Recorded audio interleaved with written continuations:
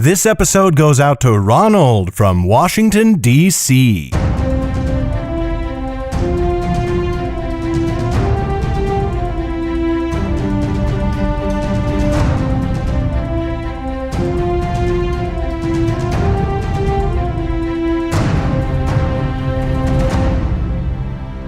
Hi there, Megan Robinson here. Welcome to the 12th episode of the Nightblade Epic Podcast. We really hope you're enjoying Nightblade so far. And hey, guess what? After today's episode, you're at the halfway mark, or at least the halfway mark of book 1. So far, there are 6 books in this series, so don't worry, you have a lot of podcasts to look forward to. If you picked up the first audiobook, well, first, thank you very much. And you should know we're working feverishly to get the whole series out on audiobook. We just finished recording book 2, Mystic, and Garrett can't wait to record the third one. If you haven't picked up the first audiobook, did you know that Audible offers a free trial? You can get this beautiful audiobook right now for free. Just go to underrealm.net/audible. So if you're tired of waiting for the next part of the story because we're taking our sweet time with it, you can get the whole thing right now. Again, that's underrealm.net/audible. Okay, now it's time for today's episode. Today, you're getting chapter 20 of Nightblade, as Lauren sets out upon a task for Auntie. Enjoy!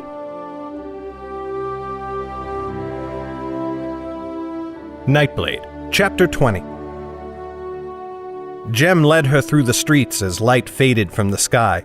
All around them, torches sprang to life as the townspeople readied themselves for the approaching night. "The woman you seek spends her time near the northern gate," Auntie had told her. "She often frequents the square outside the bottomless mug, or the common room of the tavern itself, but if you are wise, you will not approach her within the building.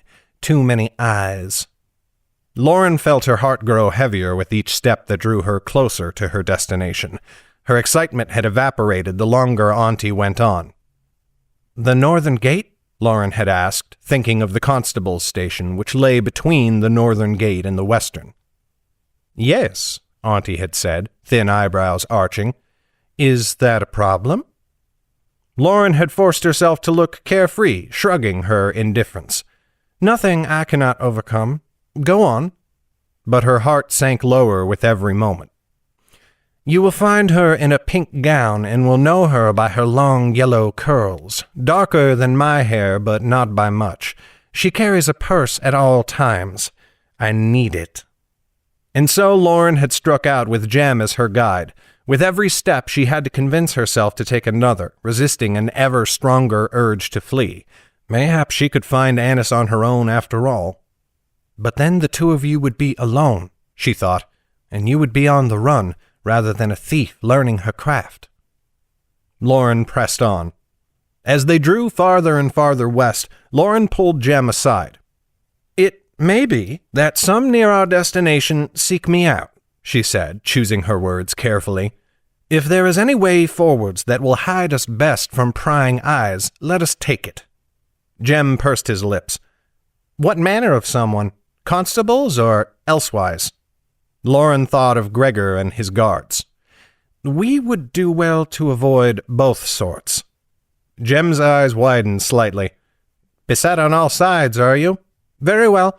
I suggest the roofs. Not far from here, we may find a route that will take us all the way west with hardly a heel on a cobblestone." Lauren followed eagerly as Jem turned their course due north. They ducked into alleys that grew ever more narrow and dark until Lauren felt the press of the walls on either side. To take her mind from their ominous surroundings, she asked a question that had sat with her for some time. "Did your mother name you Jem? I have never met someone with that name." Jem shrugged without turning to look. "I know not what my mother named me. Jarmo was the first name I ever knew, but when I found Auntie I chose my own. Who has ever heard of a thief called Jarmo?" Lauren had never heard of a thief called Jem either, but she did not tell him that. Soon Jem brought her to a low building. Its roof reached so near the ground Lauren could almost touch it from tiptoe. She boosted Jem to reach it and then made use of a nearby barrel to pull herself up. Jem led her on, up one side and down the other, to where the next building's roof sat only a few feet away. Lauren leaped the gap easily and followed him to the next. Jem had spoken truly. The rooftops ran in an almost uninterrupted path west. Every so often, the wide gap of a street blocked their progress, and Jem led her either north or south to circumvent it. Only once did he lead her back to the ground. Then they ran across several streets in a mad dash, Lauren looking in all directions for any sign of the constables or Damaris's guards. On the roofs she felt herself relax, and even allowed herself to enjoy the night air as stars emerged above. The press of the city seemed far away. She could imagine that the soft shingles underfoot were the natural rise and fall of the forest floor. Easily she ignored the sounds of the people below and focused instead on the moons. They, at least, had not changed, though everything else around her was different. And between them, Lauren still saw fiery Doran making his way across the sky, and from him drew comfort. When Jem called a halt to their journey, it seemed almost too soon. Lauren crawled with him to the roof's edge. Together they sidled along the shingles until they could peek down at the people below. Night made the crowd sparse, but still a fair few walked in the torchlight. Among them she saw a few constables in their red leather armor, but they scattered far enough to avoid if she were careful. Her eyes fixed on a figure in a pink gown with golden curls spilling from her head. "There," she whispered, pointing. "I see her," said Jem. "What now?" Lauren inspected the square further. There sat the Bottomless Mug, a noisy establishment through whose windows firelight poured to bathe the street below. The woman sat outside the glow, upon a bench placed in the square amid a cluster of grass and flowers. Other night-goers passed by, some men in fine cloth inclining their head towards the woman. Lauren realized that in the rush of explanation she had never thought to ask the maiden's name. "She sits unattended and alone. I can easily come upon her unawares." "But the open space that surrounds her," said Jem. "The constables will catch you." "They will not have time to react. Besides, I can outrun them. I will make for the roofs again. Let the constables try and follow her up here." Jem frowned. "I do not like it, but I see no other choice. She does not look of a mind to move." "Very well, then. Come, let us duck." Lauren shoved Jem's head into the shingles, and he gave a muted cry of protest. The woman's head had turned towards them, and Lauren feared they were discovered. But as she cautiously raised her face from the shingles, she saw that the woman's gaze had simply wandered. Now she looked away again, oblivious. As Lauren watched, the woman stood and made for a dark alley at the side of the Bottomless Mug. "Fortune smiles," said Lauren. "Come, quickly." They rose and scuttled across the rooftop towards a gap above the alleyway. The woman in pink disappeared into the shadows below. Lauren spotted a wooden gutter. "Remain here. No need for both of us to risk ourselves. I will return shortly." With that, Lauren shimmied down the gutter like a squirrel. Her leather boots came down silent on the cobblestones, and without a moment's hesitation she ducked into the alley. The woman in pink stood a few yards within, her back still turned to the alley's gaping mouth. The purse hung tantalizingly from her hip, dangling by thin strings. Lauren stole forwards like a mouse, sliding her dagger from its sheath. This was her first time cutting a purse, but she knew the idea of it. Grip the purse and slash the strings in one quick slice, and the quarry might never feel the tug. In a crowd, she might have jostled the girl unawares to hide it, but this would have to do. And if the woman spotted her, what could she do? Pursue Lauren in that gown? Only a yard remained now. Lauren held her breath, trying to still her heartbeat. Her hand reached out for the purse. The woman whirled, her hand snapping shut on Lauren's wrist. Lauren nearly shrieked from fright as she met the girl's face. Then the girl's eyes glowed, and her face began to change. Before Lauren's startled gaze, the girl's eyes turned from deep blue to light hazel. Her skin darkened and her cheekbones shifted higher.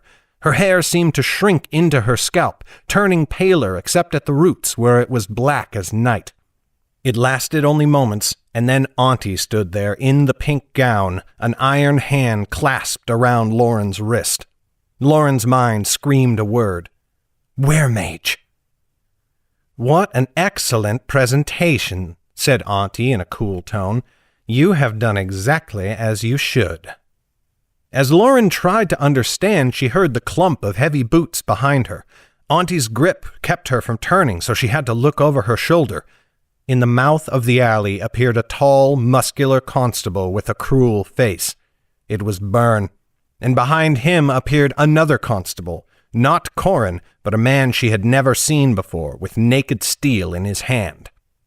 "I must thank you for finding us," said Auntie over Lauren's shoulder. "The reward for your capture will go so far towards filling the children's bellies." In a flash, Auntie drew Lauren's arm behind her back and pressed a knife to her throat. Byrne smiled and took a slow step into the alley. "We meet again, thief," said the constable. "It seems that with every encounter, the list of your crimes grows." Lauren heard a shrill shriek above, and her eyes went skyward. Byrne, too, looked up, just in time to get both of Jem's bare feet in his face. The pickpocket landed full on the constable's head, slamming the man back into the wall of the building where he fell to the street, stunned. Lauren's mind reeled with shock, but she recovered faster than Auntie. Her free hand seized the were-mage's wrist, dragging the dagger away from her throat as she threw her head backwards. She judged the blow well, for she felt Auntie's nose crumple against the back of her head. Blood spattered against the back of her cowl as she pulled away, and Auntie hit the cobblestones. But as she fell, her hand wrapped around the tip of Lauren's bow, and Lauren heard the twang of the strings snapping. Lauren looked down in horror.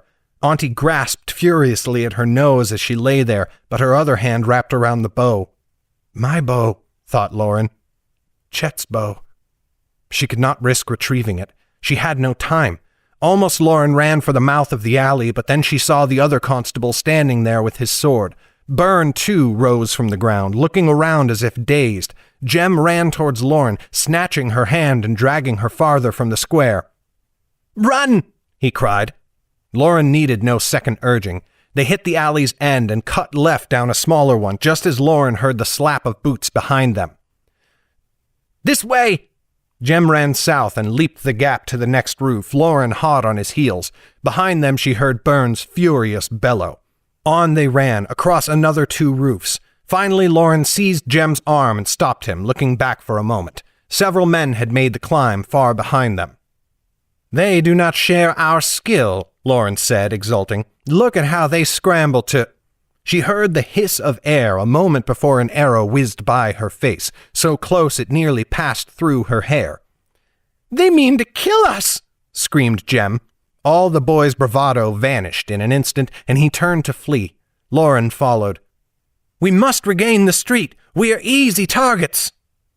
Jem heard her through his panic and slid to the roof's edge, launching into empty space. He bounced off the opposite wall before coming to a hard landing on the street. Lauren descended more carefully, gripping the roof's edge before dropping to the ground. They landed on a narrow street filled with people, some of them beggars staking a claim on the wealthy area, others folk of questionable purpose moving about under cover of darkness.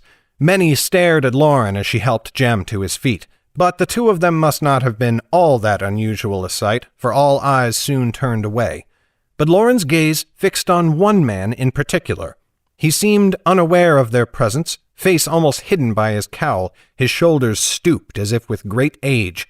But Lauren spied his face and the long, dark curls that hung from his head. Her heart nearly stopped. "Come!" She seized Jem and pulled him along. As she watched, the man ducked into the back door of an inn, dragging the door shut behind him.